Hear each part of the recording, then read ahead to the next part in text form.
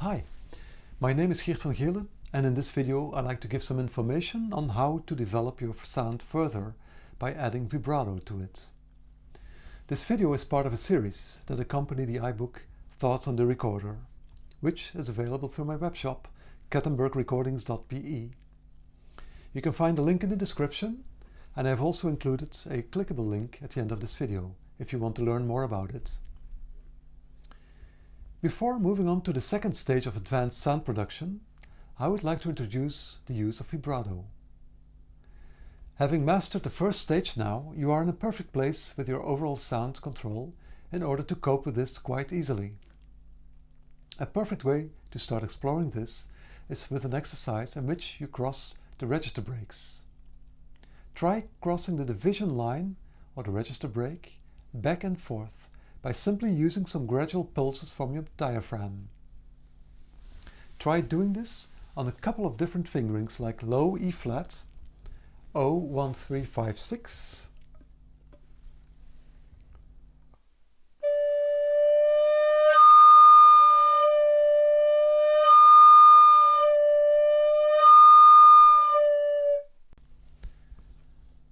for instance.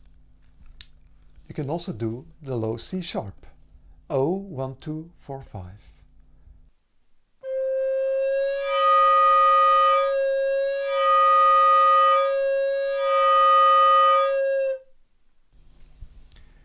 If you succeed in doing this, like modulation cycles of a vibrato, you are on the right track.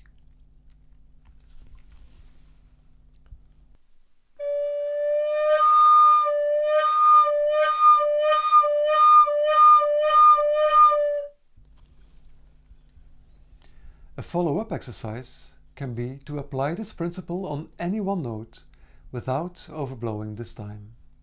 It's a good idea to once more start on the high A flat, fingering 2, 3, 4, 5, 6, the easiest note on the recorder.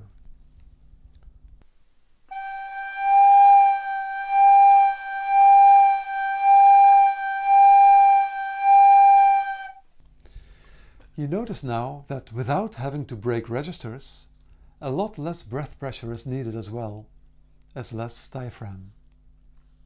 The nice thing is that you will find it pretty easy to temper the effect.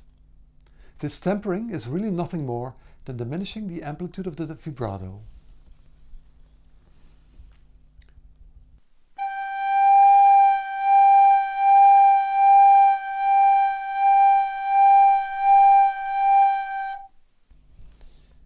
Following, the speed can be altered.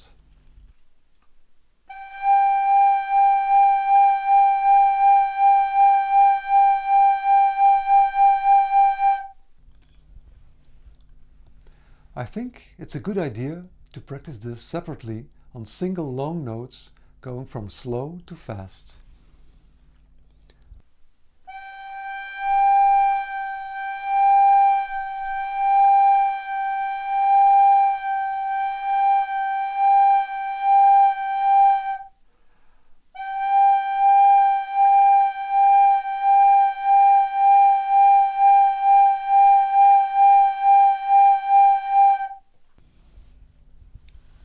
Try also to make the vibrato as round as possible, with no peaks, no sudden jolts.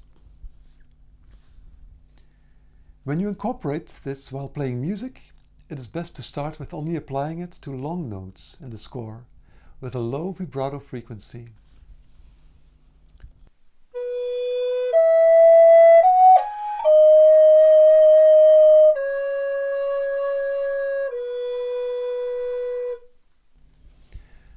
At a later stage, it is possible to apply faster vibratos.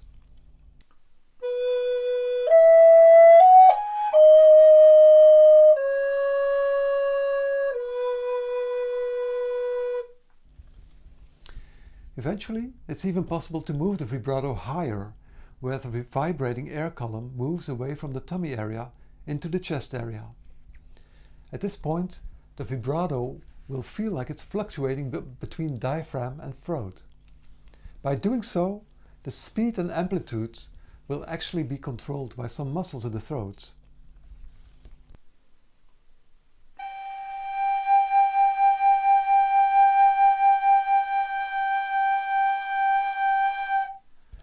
The important part here is the word controlled.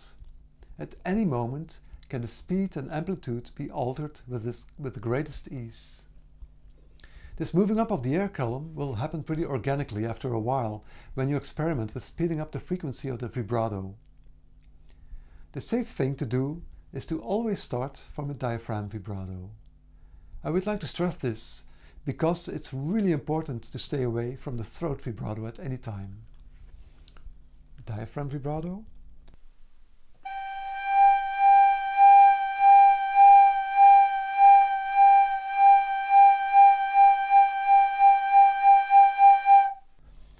Third vibrato.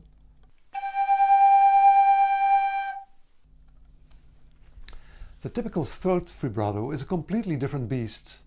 Think more of a goat. Speed and amplitude are almost not controllable here. And this vibrato can mainly be turned on or off like a switch. In this type of vibrato, the throat muscles want to fluctuate very fast. These throat muscles are really difficult to control, and often with students it can become a real hardship to get rid of this vibrato once it has ingrained itself in their playing style. But let's end this section on vibrato on a positive note. By playing with both amplitude, strength, and frequency, speed, you will create your own individual vibrato fingerprint, as you will. This will become so interwoven with your sound production that vibrato and sound production together will inevitably become your sound identity. Your very own sound passport, so to speak, that will be recognized as your unique set of sound characteristics. That's all for now. If you follow the link, you can watch the next video in which I will explain how you can get to the second stage of an advanced sound production.